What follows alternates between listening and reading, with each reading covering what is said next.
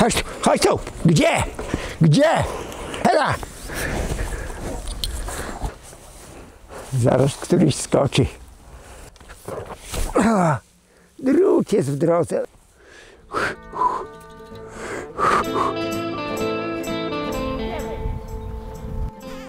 Ja. Hela. Romuald Rubinowicz. Łobuza kawał. No, siła.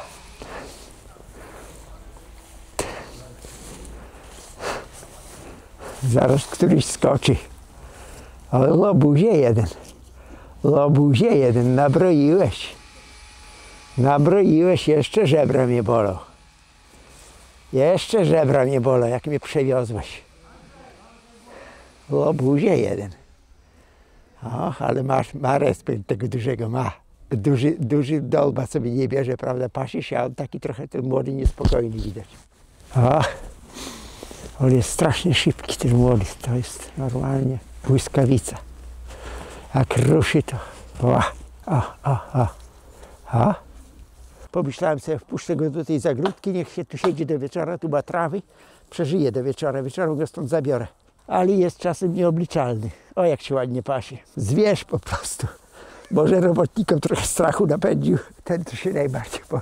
To był już zaraz za bramą. Oni się go boją. To jest normalne, wcale się nie dziwię. Wcale się nie dziwię i dobrze się boją. Bo Boże, jak ktoś się nie boi i się wtedy dopiero może coś przytrafić złego. Tak, ja to oberwałem od młodego, zwalił mnie, po prostu zwalił mnie. Przez bramy idziemy tamtędy. Może da mi się podejść, ale jak nie, to nie, no trudno. To znaczy on urazu do mnie nie ma, on tylko wtedy miał uraz, bo wtedy mocno się przestraszył, dlatego mnie rzucił.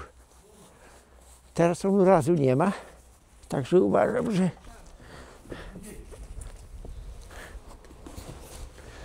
Bysiu. Bysiulek. Bysiu. Bysiu, nie. Radek go normalnie napędza. Wieczorem jak nałuduje krowy, to krowy wiąże a jego bierze tam patyk i wpędza go normalnie do klatki, do końca. Bysiu, chodź.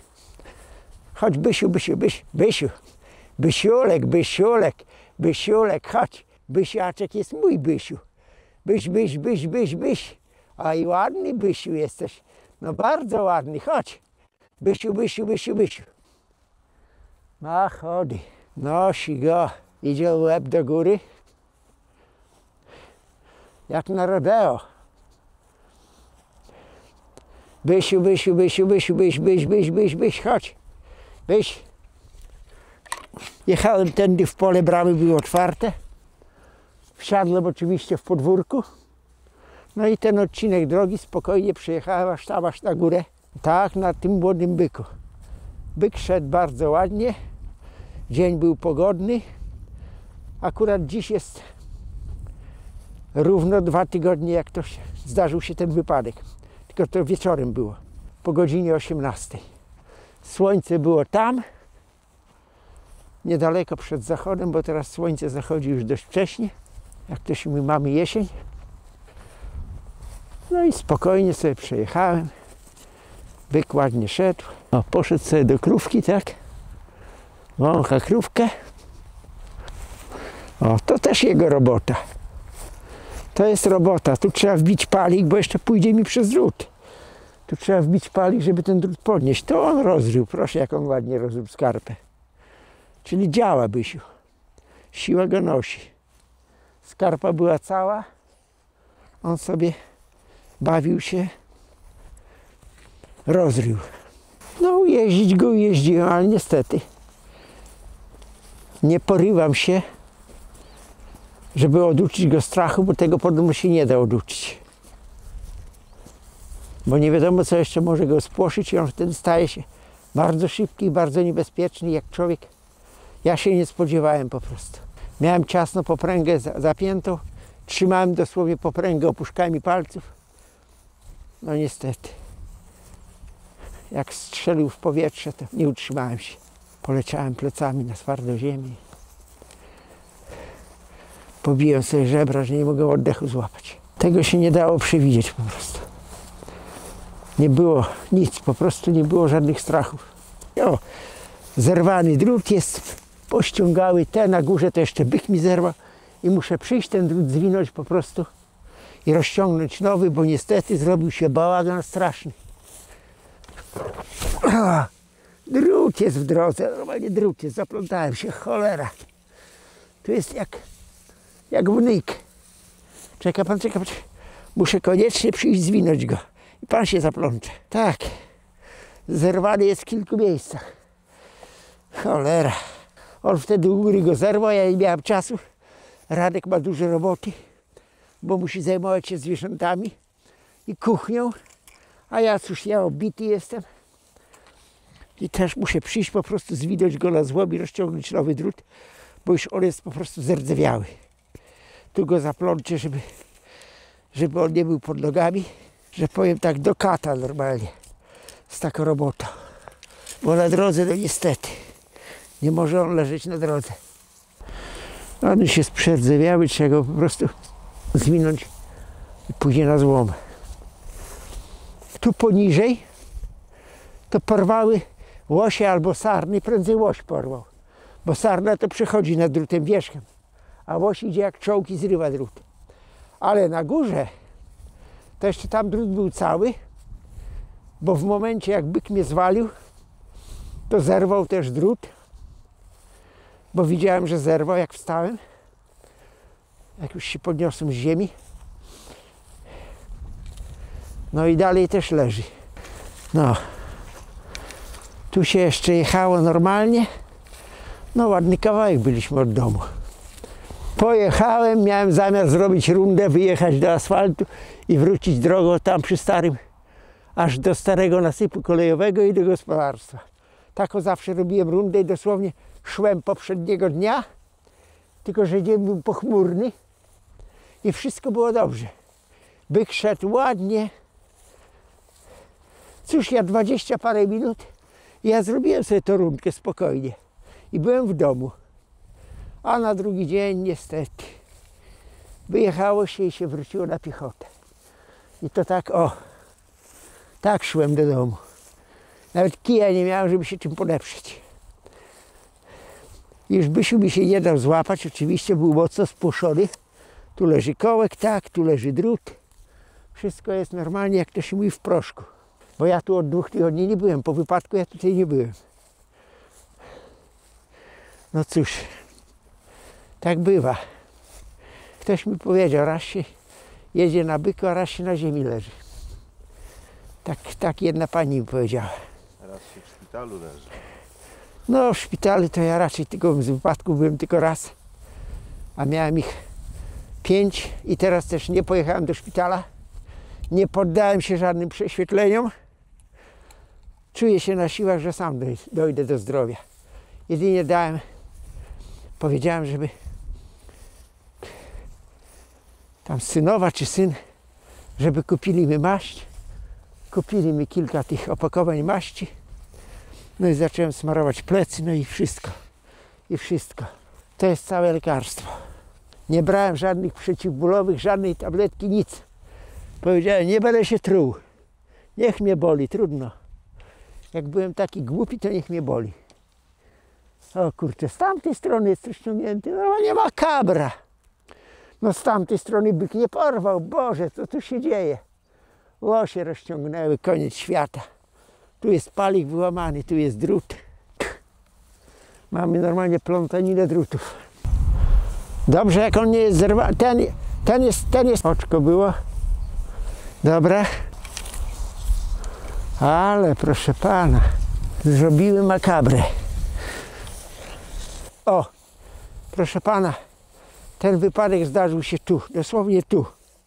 Tu padłem. Tu jeszcze ślady byka są, że on tu się wybił, proszę. Tu jest ślad byka, on tu się wybił. Jest głęboki ślad. On tutaj strzelił normalnie, bo widziałem, że jestem ciut przed tym słupkiem, bo tu jest w ziemi kamień, punkt odnośny dla godetów. Jest kamień zakopany.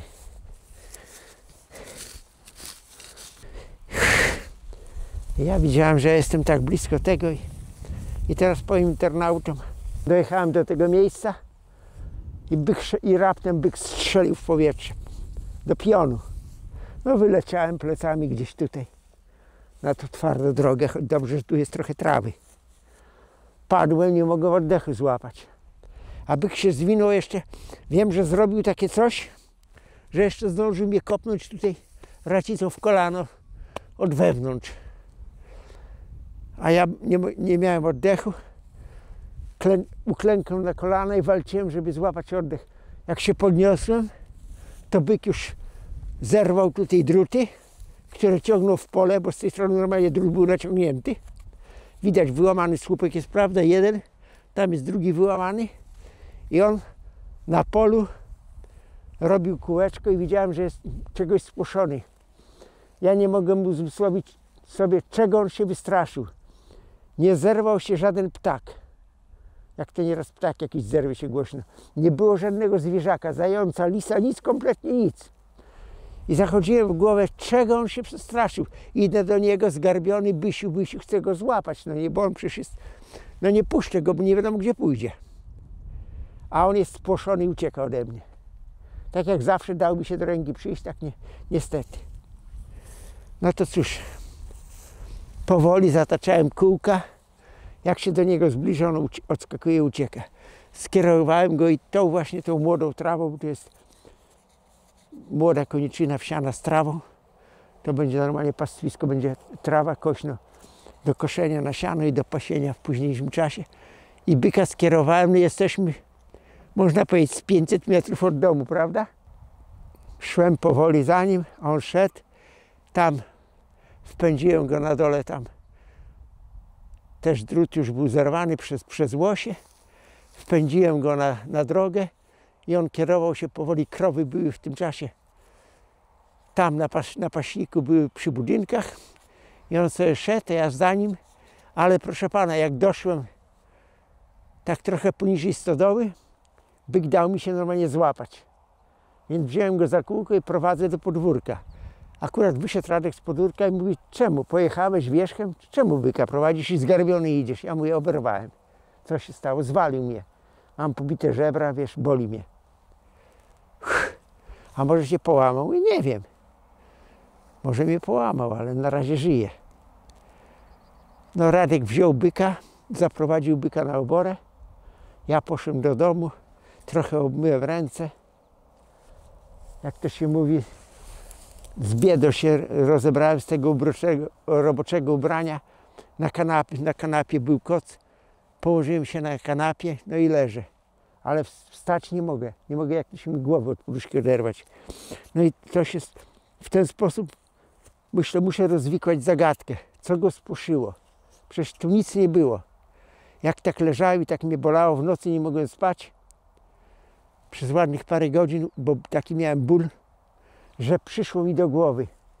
On się spłoszył własnego cienia. Jak wszystkie sobie uzmysłowiłem sobie to wszystko, co się stało, to zresztą tam słońce było tam, a my byliśmy tu. Byk był tu, więc jego cień padł tam, prawda? On się spłoszył tego cienia dosłownie tu. Na tej gdzieś ten cień padł tutaj. I to był ułamek sekundy. No i reszta już wszystko wiadomo. 3 dni, kolejne 3 dni, tak może źle się wysłają, to miałem wielki problem wstać z łóżka. Po prostu ból żeber, nie mogłem usiąść, więc spuszczałem nogi z kanapy, przyciągnąłem sobie fotel do kanapy, chwytałem się ręką jedną poręczy fotela, drugą się opierałem o kanapę, no i tak sykając z bólu wstawałem. Po 3 dniach już było mi łatwiej wstawać, no przywieźli mi maście. Nie pojechałem oczywiście się prześwietlić. Nie lubię jeździć po szpitalach, po lekarzach. Nie lubię współpracować z Państwowym Funduszem Zdrowia. Po prostu nie lubię, nie cierpię. Mam siostrę doktorkę, która nawet nie wie, że miałem wypadek. W międzyczasie przypadkowo przyjechała, odwiedziła mnie najmłodsza siostra z Kalisza, Gosia. Jak zobaczyła mnie leżącego w łóżku i dowiedziała się o wypadku, no powiedziała mi, co było, tylko ja powiedziałem, Jadziu, Gosiu, przepraszam, ani słowa Jadzi. Bo przyjedzie, będzie mnie gonić na prześwietlenia, a ja nie chcę tego, po prostu nie chcę. Czuję się na siłach, że ja dojdę sam. No i dziękuję. Gosia powiedziała, że nie powie ani słowa siostrze doktorce i na tym się sprawa skończyła. Wracam powoli do zdrowia, zobaczcie. Gdybym miał złamanie, to po 2 tygodniach nie dałem rady tak ćwiczyć. Ja wczoraj zbierałem ziemniaki do kosza. Chociaż rodzina mnie chciała z pola wypędzić, a ja szłem, mówię, boli mnie. Dobrze, niech cię boli, będziesz miał nauczkę. Czegoś był taki głupi i dałeś się zwalić. Nie mogłeś przewidzieć, że jest cień. Także kolejna lekcja nauki. Przestrzegam wszystkich, co będą chcieli na bykach jeździć. Trzeba uważać. To jest sport bardzo niebezpieczny, bardzo. Łatwo można zarobić, prawda? O, dalej jest cały, proszę, widzi pan? Nie ciągnę go. Czyli tam dalej jest cały. Tu mogę go zakręcić, tam byk go dalej wciągnął w pole. Tak, a tak fajnie się jechało. Leżąc na łóżku próbowałem swoich sił. I tak myślę, dla zabawy wnuk miał, jak to wnuk, miał hantelki kilogramowe, miał 3 kg, więc on trochę wcześniej nawet mi te hantelki dał, były u mnie w szafie. Bo ja nieraz sobie tam wezmę te 2 hantelki, prawda, i tam tak sobie. Ale tutaj myślę, jak leżę tak i nic nie robię, to nie mogę przecież tak leżeć w bezruchu, no nie? To wziąłem hantelki tak, leżąc na kanapie hantelkami 10 razy, no nie boli mnie. 20 razy. Jedno Zdrowaś Mario w ramach odpoczynku, na, jak to się mówi, na czas jednego Zdrowaś Mario odpoczynek i znowuż 20 razy. A później 40 razy. A później 50 razy. I tak zrobiłem taką serię. Jednego dnia zrobiłem bodajże 100 razy. Drugiego dnia zrobiłem 150 razy. Trzeciego dnia zrobiłem 5 razy po 40 razy hantelkami. To było 200 razy. A później jeszcze zrobiłem 4 razy następnego dnia po 50 razy hantelkami kilogramowymi. No i nie bolało mnie, bo powiem wam tak, na stojąco bardziej się czuję, bo żebra człowiek ma inaczej, prawda? A jak się leży, to leży się spokojnie i tylko pracują żebra, nie pracują, tylko pracuje klatka piersiowa, no nie? Więc tak lżej było robić. No ale no, po prostu myślę, że nie mam złamania ani pęknięcia, bo gdyby było tak, to chyba to za mało czasu jest 2 tygodnie, żeby tak zaraz pójść sobie spokojnie. Nie wiem, czy ja może pęknięcie mogę mieć, a może nie wiem. Nie prześwietlałem się i nie chcę się prześwietlać. No pani Ela oczywiście przyszła raz, drugi, nasmarowała mi plecy. Jak normalnie to przychodzi wnuk albo wnuczka, też mi nasmarują plecy, no bo ja sam sobie mogę posmarować tutaj, no nie, tu pierś miałem zbitą wcześniej, bo dostałem kawałkiem drewna spod piły, tutaj odbiło mi. A akurat tak to się zeszło. Teraz sobie tutaj mogę się nasmarować, czy bark mogę się nasmarować, jak miałem zbity, ale pleców, no niestety, chyba że tylko tutaj sobie z boku trochę, no nie? Dalej nie sięgnę, bo nie jestem tak wyćwiczony. To smarowała mnie wnuczka, wnuk. No i pani Ela mi posmarowała plecy. Za co dziękuję serdecznie i pozdrawiam. No największą fankę panią Elę pozdrawiam, oczywiście. 5. wypadek. Jeszcze czeka mnie kara.